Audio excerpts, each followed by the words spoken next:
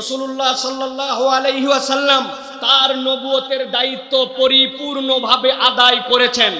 এটা আপনাকে বিশ্বাস করতে হবে। নবী করিম সাল্লাল্লাহু আলাইহি ওয়াসাল্লাম তার নবুয়তের দায়িত্বের কোনো রকম কিছু ফাঁক রেখে যান নাই, নবুয়তের দায়িত্ব পূর্ণভাবে আদায় করেছেন। চতুর্থ নম্বর, তিনি যা কিছু শিক্ষা দিয়েছেন সব কিছুই সন্দেহাতীতভাবে নির্ভুল। সুবহানাল্লাহ বলেন। এই চারটা বিশ্বাসের নাম হচ্ছে রাসূল সাল্লাল্লাহু আলাইহি ওয়াসাল্লামের রিসালাতের বিশ্বাস।